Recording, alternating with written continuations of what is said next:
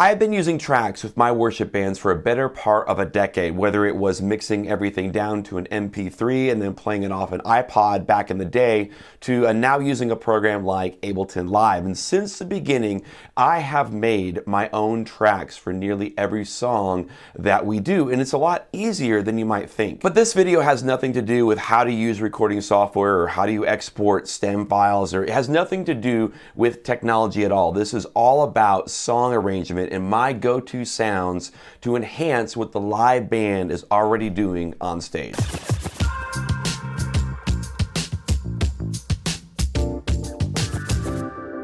Hi, I'm Dave Dolphin at PracticalWorshipBlog.com, sharing ideas, tips, and practical advice for the everyday worship leader. And on this channel, we have weekly videos that help you lead a worship band and be a leader of people. So if you haven't already, consider subscribing so you don't miss the next one. The reason why so many worship bands utilize tracks is that it adds additional layers to what the live band is already doing, additional layers to the song arrangement that help to build dynamics and to move the song along. Now, obviously, you can purchase your own tracks that were made from the original recording, and then you just mute the channels of the instruments that are already on the stage. But I want to show you what tricks I use to build my own tracks and how I arrange a song. So the app that I use to create my tracks is actually GarageBand, and I know a lot of people will use Logic or Reason. I know people that use Ableton Live to actually do content creation and to make their tracks,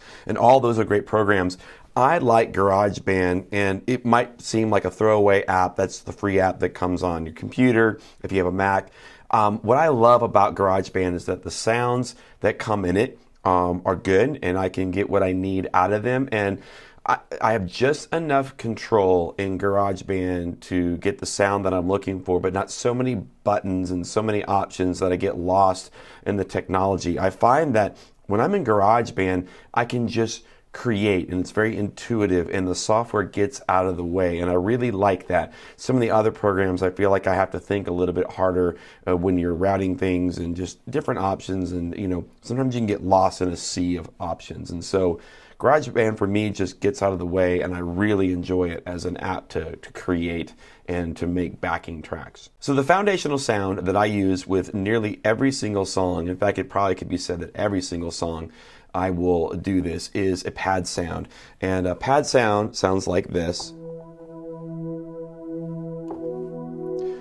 where a pad does such a good job of filling up the space, just kind of like filling in the cracks, like the mortar in a brick wall. It'll find all those spaces within the sonic space of what everything else is doing, and it'll fill in those nooks and crannies like that mortar in a brick wall. And pads just have a very great way of gluing everything together. So if I don't do anything else with a track, I'm gonna add a pad sound. And my favorite pad sound in GarageBand is this one called Aquatic Sunbeam, and it's actually a part of the legacy options. It goes back to like GarageBand 4.0 or something like that. But if you find it under legacy, GarageBand, pads, and then Aquatic Sunbeam, and if you need to, you might actually need to go to Sound Library here and download all available sounds.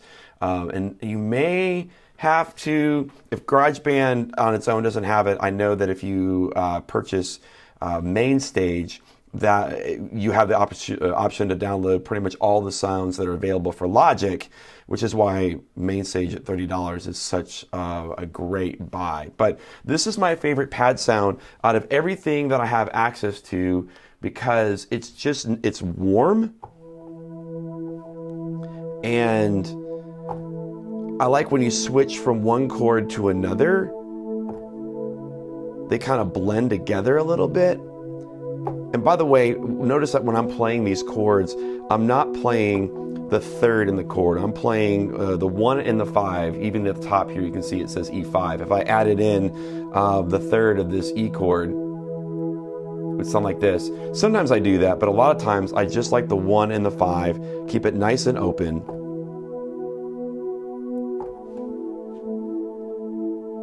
And that right there can add a lot of warmth. Now, one thing I do to this sound is I will add a low pass filter to it. And so a low pass filter basically is like an EQ with only one knob. So right here around 500 or so, it starts kind of taking, it just starts tanking in terms of like it cuts off all these higher frequencies. This leaves space for like the sibilants in sung vocals. Also, if you're in a quieter portion of a song and you got an electric guitar player that's playing like high up on the neck and swells and just pretty textures and things like that, it'll get out of the way, create space for that. But then meanwhile, you got all these low frequencies that are being filled up with the pad. It makes it nice and warm. And so if I were to turn that off, it's going to sound a little brighter like this. But if I turn that low pass filter on, it just makes it nice and warm, and I really like that. So let's play this song. This is Who You Say I Am. You can kind of get an idea of what my tracks sound like in the full here.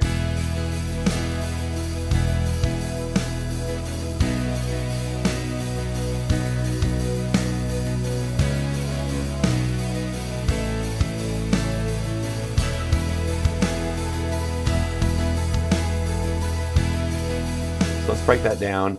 Here at the beginning, we've got my melodic sunbeam. Then a lot of times I'll add additional pads like this one here.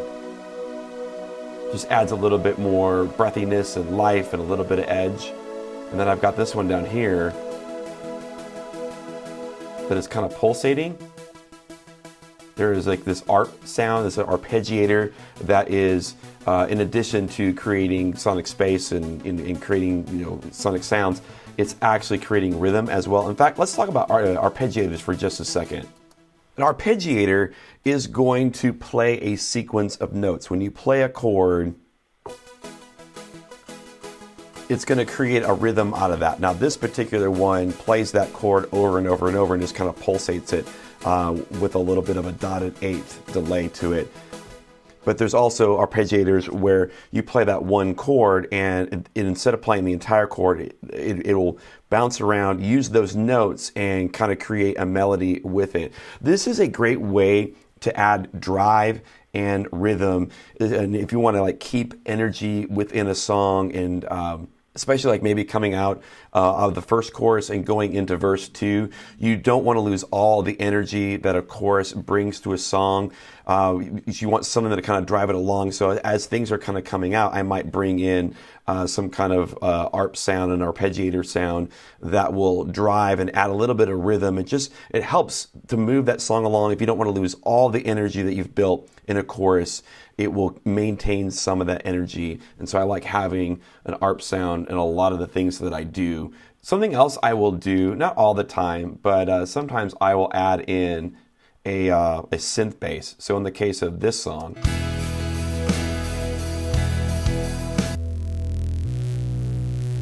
I've got this synth bass here that is in addition to what the live bass player is going to be doing. So just like with a pad sound, it's going to add in extra frequencies. It's going to fill in certain frequencies that maybe the bass guitar can't do. And so like if I were to do just this bass part, obviously this is just a keyboard bass. A live bass player is going to sound better than this, but so there's your live bass player.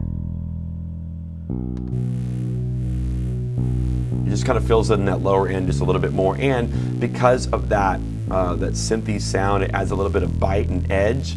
Not quite distortion, but just a little bit of edge and oomph to what's going on. I'm not going to do it all the time in a song. In fact, I don't bring this particular synth bass in until the bridge of the song. Up to that point, we don't introduce it. It's a tool that I can use towards the end of the song arrangement to add that one final push, especially a song like Who You Say I Am, where you've got this big chorus and then the bridge needs to go next level. This is one little thing I can add into the song arrangement and then keep it for the rest of the song to add a little bit of energy and then maintain that. So here's another example with the song Glorious Day from Christian Stanfill and from Passion.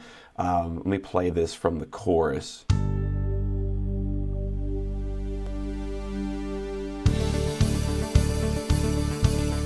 So here's that soft pad again. And then we layer that with another pad sound. one more pad sound. And then I've got this arpeggiator.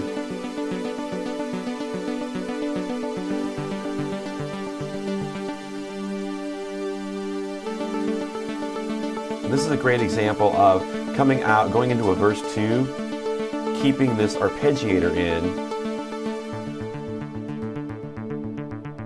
the verse 2 section. Just, we're taking a lot of things out, but this still adds, it keeps the song moving along where we don't lose all the energy we created in that chorus section.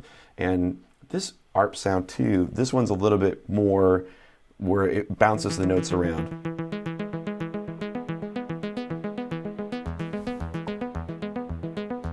See how the notes kind of bounce around, and it makes a little sequence, a rhythmic sequence from that chord. It doesn't just play the chord over and over, it actually kind of makes a simple little melody line based on what's here. So that's the foundation of pretty much all the tracks that I create. It has a lot to do with pad sounds and using analog keyboard sounds to fill in those cracks behind what the live band is doing. I'm going to make a part 2 video on this whole topic where we're going to get into things like organ sounds and adding percussion and rhythm electric. So when that is available, I'll put that in the top right corner. You can click on that and we can learn more about how to create your own backing tracks from scratch. For more videos just like this one, consider subscribing to the channel so you're notified when the new video hits. And for more advice that's from me personally, there's a small little ebook called 20 Things I Wish I Knew 20 Years Ago. It's the advice that I've learned over the last 20 years of doing music ministry, and you can download it right now for free at practicalworshipblog.com.